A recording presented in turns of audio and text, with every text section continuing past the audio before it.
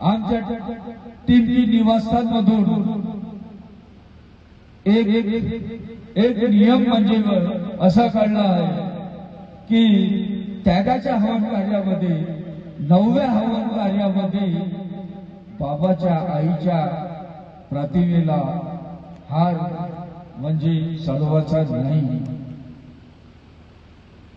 हा नियम काढला आहे। याचं कारण म्हणजे काय कारण आहे याच्यामध्ये कारण की आपले आई वडील हे आपले गुरु होते, आपले आई वडील हे आपले गुरु होते आणि महान त्यागी बाबा जुंदेजी हे आपले सद्गुरु होते। महान त्यागी बाबा जुंदेजी हे आपले सद्गुरु का होते? महान त्यागी बाबा जुंदेजी हे आपले सद्गुरु का होते? तर महान त्यागी बाबा जुंदेजी यांनी एका भगवंताची प्राप्ती केली। महान त्यागी बाबा जुंदेजी यांनी एका भगवंताची प्राप्ती केली म्हणून आणि त्यांनी निष्काम कार्य केले आणि दुःखी कष्टी गोरगरीब लोकांचे निष्काम भावनेने कार्य केले आणि दुःखी कष्टी गोरगरीब लोकांचे दुःख आज सेवकांना सुखी समाधानी मिळून दिली। आज कितीतरी पटीने व्यसनाधीन होते आपल्या याच्यामध्ये ह्या पृथ्वी तलावर, तर ह्या सेवकांची दुःख दूर केले म्हणून महान त्यागी बाबा जुंदेजी हे सद्गुरू होते आणि त्यांनी एका भगवंताची प्राप्ती केली म्हणून महान त्यागी बाबा जुंदेजी हे आपले सद्गुरू आहे। आज मानवाची निर्मिती हे कोणी केली? तर त्या एका भगवंताने केली। हे बाबाला कळलं की हे मानवाची निर्मिती, त्याच्यातून बाबांनी स्वतःला एक भगवंत नाही समजले। महान त्यागी बाबा जुंदेजी यांनी स्वतःला एक मानव समजले आणि महान त्यागी बाबा जुंदेजींनी त्या पूजेचा अधिकार परिपूर्ण त्या भगवंताला दिला आणि महान त्यागी बाबा जुंदेजी आणि आम्हा सेवकांना आपल्याला भुक्याचा अधिकार दिला, आपल्याला भुक्याचा अधिकार दिला। बाबांनी स्वतःला आज बाबाकडे कोणी सेवक अगर जात असेल तर बाबा तुमच्या कृपेमुळे मी सुखी समाधानी झालो, पण बाबा कोणाकडे बोट दाखवत होते तर त्या एका भगवंताकडे बोट दाखवत होते का तुझे दुःख आणि तुला जे सुखी समाधानी केले तर त्या एका भगवंताने केले, मी नाही केली।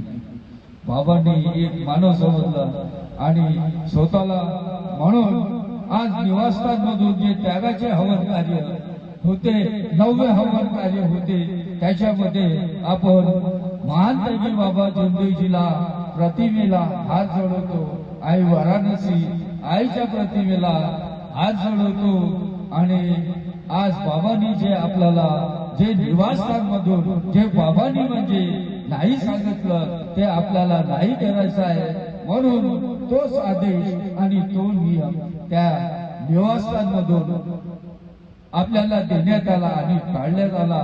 तर सर्व मार्गदर्शकांनी ह्या नियमाचं आपण पालन परिपूर्ण पालन केलं पाहिजे।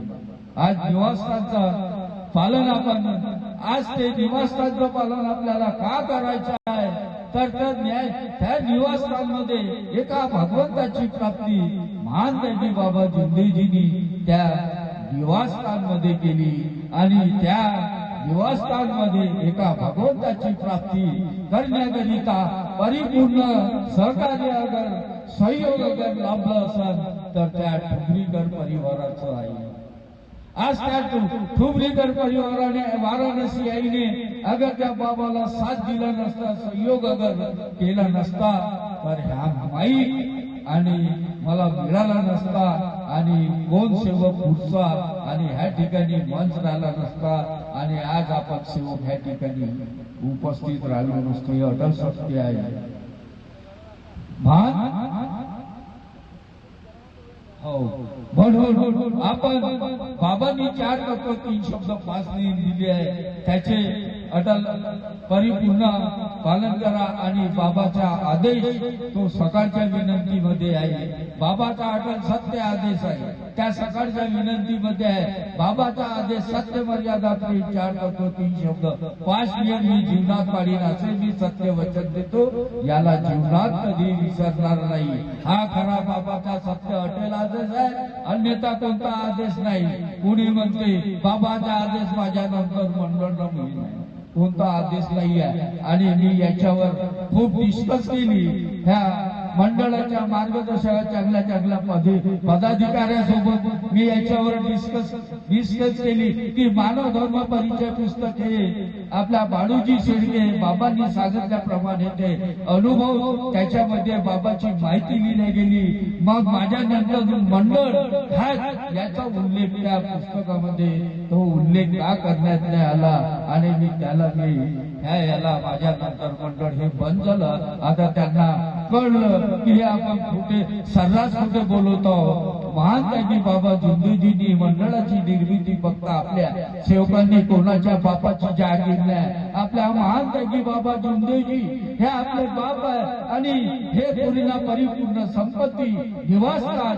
आणि हे मंडळ आम्हा सर्व सेवकांच्या सर्वांचं आहे आणि मोजक्या लोकांचं नाही आहे. आणि मंडळवाले म्हणतील का आमच्या मोजक्या लोकांचा नाही आहे. हा सर्व सेवकांचा जो बाबाचा सेवक आहे. परिपूर्ण अधिकार 100% अधिकार ह्या सेवकांचा सर्वांचा त्या निवासस्थानावर आहे आणि त्या मंडळावर आहे. म्हणून आपण सेवकांनो आज कोणाची दिशाभूल होऊ नका.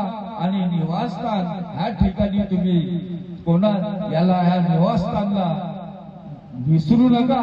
आणि बाबाने दिले 4 तत्व 3 शब्द 5 नियम याचे पालन करा.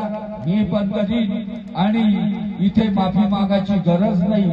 याचे कारण असे की मंच बाबाचा आहे, माईक सत्याचा आहे आणि ह्या ठिकाणी भगवत कृपा उपस्थित आहे.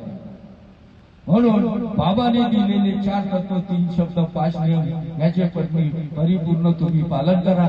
मी पण करीन. एवढेच बोलून मी माझ्या शब्दाला विराम देतो. नमस्कार.